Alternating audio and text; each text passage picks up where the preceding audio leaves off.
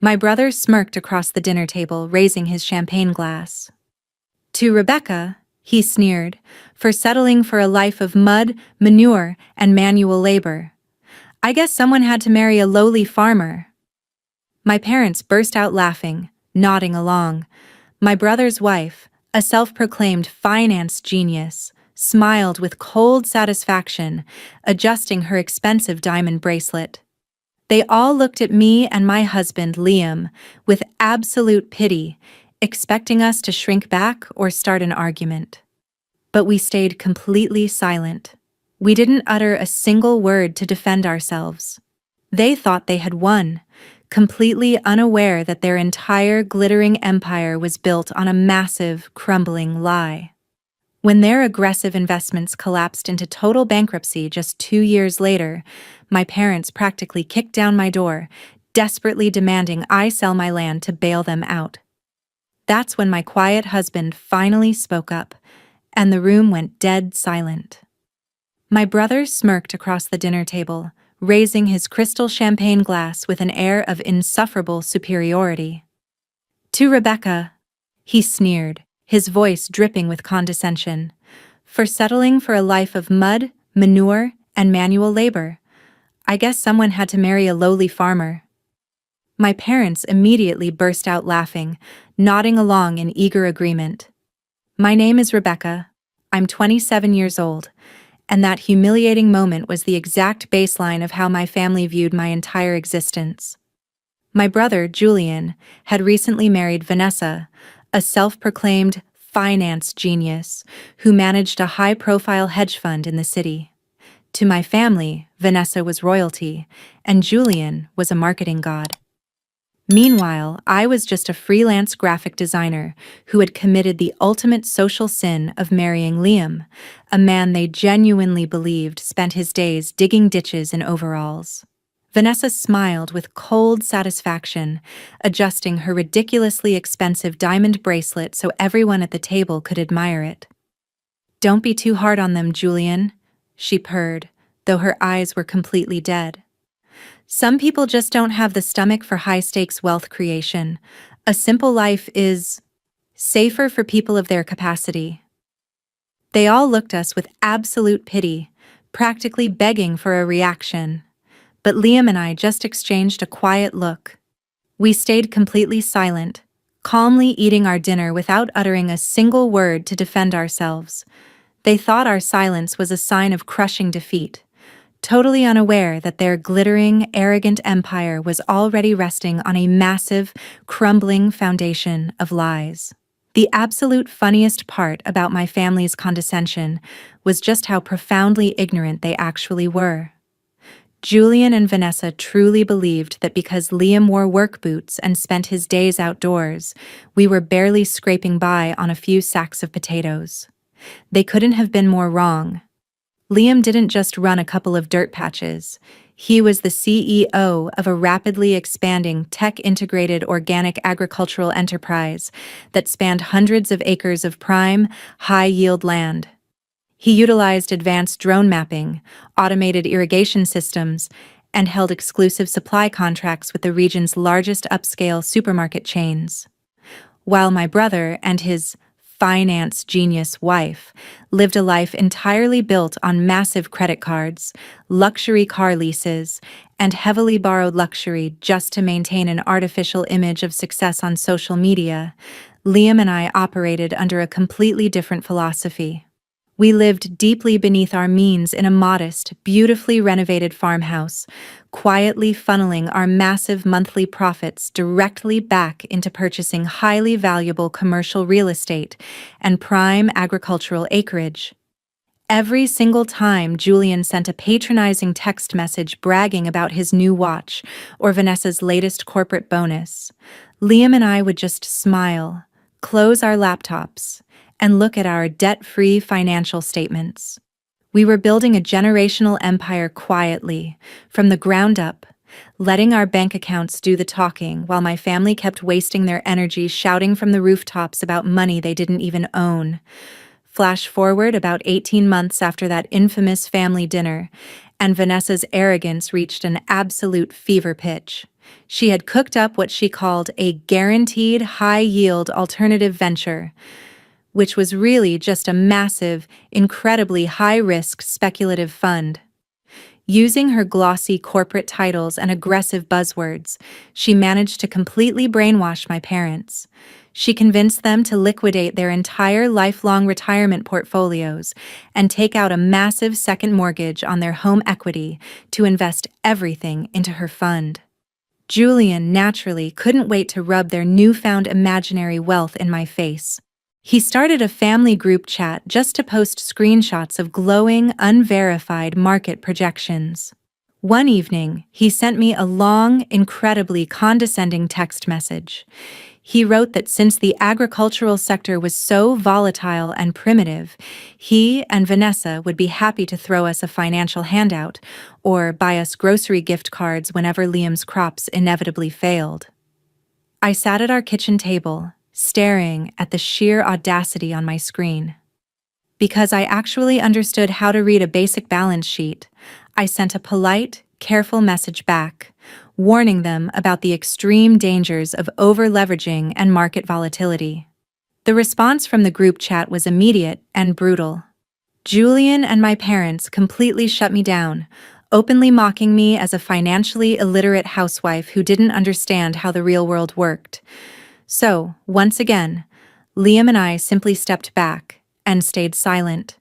Then, the inevitable happened.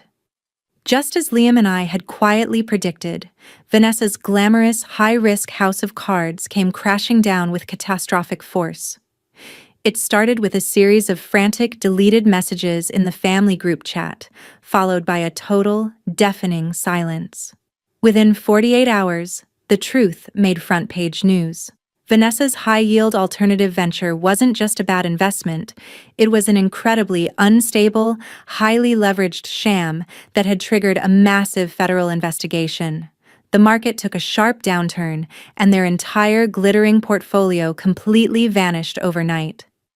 The fallout was immediate and absolutely brutal. Vanessa was instantly fired from her firm and slapped with catastrophic legal threats, while the federal government froze their remaining corporate assets. But the real tragedy hit my parents. Because they had blindly trusted her genius, they didn't just lose their retirement savings, they lost every single dollar they had ever earned. The bank moved with terrifying speed, issuing an immediate foreclosure notice on their lifelong home due to the unpaid second mortgage. Julian's luxury lifestyle evaporated in the blink of an eye. His leased BMW and Mercedes were repossessed right out of his driveway, and his credit cards were completely maxed out and frozen. They went from looking down on everyone from their imaginary corporate thrones to facing total, irreversible financial ruin. As the realization of homelessness and bankruptcy settled in, their smug arrogance instantly transformed into pure, unadulterated panic. They needed a miracle, and they needed it immediately. That's when their desperate, calculating eyes aggressively turned toward the one asset they had spent the last 2 years mocking and belittling: Rebecca and Liam's land.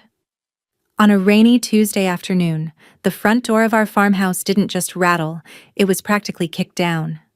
I opened it to find my parents, Julian, and a completely broken Vanessa standing on the porch. The designer clothes were gone, replaced by disheveled jackets and faces pale with absolute desperation. Without waiting for an invitation, they pushed their way into our living room. The smug arrogance that had defined them for years had vanished, instantly replaced by a sickening, manipulative, fake affection. My mother grabbed my hands, her voice trembling with forced tears. "Rebecca, darling, thank goodness you're here. We are in a desperate situation, and family has to come first." Julian stepped forward, clearing his throat nervously. He didn't look me in the eye as he delivered their audacious demand. "Rebecca, the bank is taking Mom and Dad's house in 3 weeks. Vanessa is facing massive legal penalties. We looked up the local property records. The land Liam owns is worth a fortune now.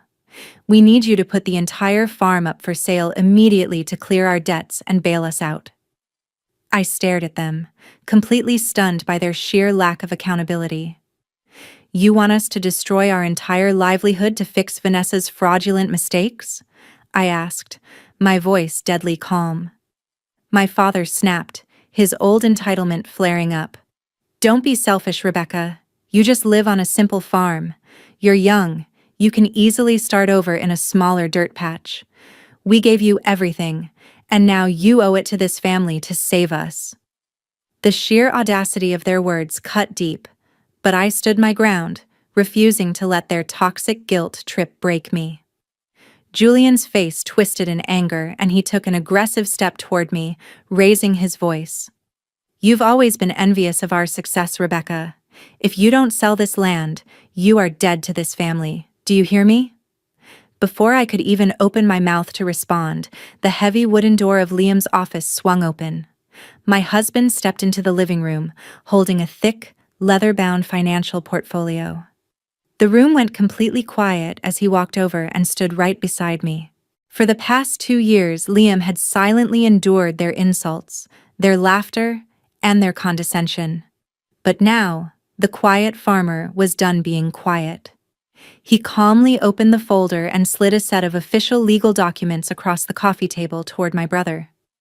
You won't be selling an acre of this land, Julian, Liam said, his voice terrifyingly steady. Because this simple farm doesn't just grow crops. My agricultural corporation quietly purchased the commercial debt-holding firm that bought out your bank's toxic liabilities last month. Julian blinked, his mouth opening and closing like a fish. What? What does that mean? Liam leaned forward, looking directly into my brother's soul. It means we don't just own this land. We now own the primary mortgage on your repossessed house, and we are Vanessa's largest corporate creditor. You aren't standing in a dirt patch begging a relative, Julian. You are literally standing in front of your primary commercial landlord. The entire family went dead silent.